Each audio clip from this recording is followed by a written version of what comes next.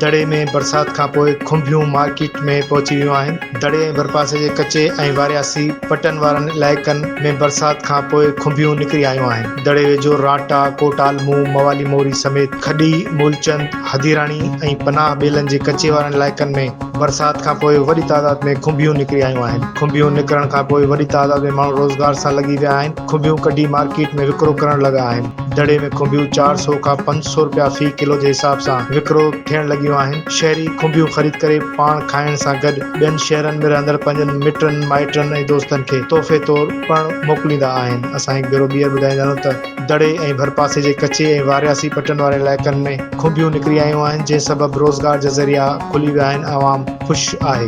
दड़े में बरसात खां पोइ खुंभियूं मार्केट में पहुची वियूं आहिनि। दड़े ऐं भरपासे जे कचे ऐं वारियासी पटनि वारनि इलाइक़नि में बरसात खां पोइ खुंभियूं निकिरी आयूं आहिनि। दड़े वेझो राटा, कोटालमू, मवाली मोरी समेत खडी, मूलचंद, हदीराणी ऐं पनाह बेलनि जे कचे वारनि इलाइक़नि में बरसात खां पोइ वॾी तादाद में खुंभियूं निकिरी आयूं आहिनि। खुंभियूं निकिरण खां पोइ वॾी तादाद में माण्हू रोज़गार सां लॻी विया आहिनि। खुंभियूं कढी मार्केट में विकिरो करण लॻा आहिनि। दड़े में खुंभियूं 400 खां 500 रुपया फी किलो जे हिसाब सां विकिरो थियण लॻियूं आहिनि। शहरी खुंभियूं ख़रीद करे पाण खाइण सां गॾु ॿियनि शहरनि में रहंदड़ पंहिंजनि मिटनि माइटनि ऐं दोस्तनि खे तोहफ़े तौरु पिणु मोकिलींदा आहिनि। असां हिकु भेरो ॿीहर ॿुधाईंदा आहियूं त दड़े ऐं भरपासे जे कचे ऐं वारियासी पटनि वारे इलाइक़नि में खुंभियूं निकिरी आयूं आहिनि, जंहिं सबबु रोज़गार जा ज़रिया खुली विया आहिनि। आवाम ख़ुशि आहे।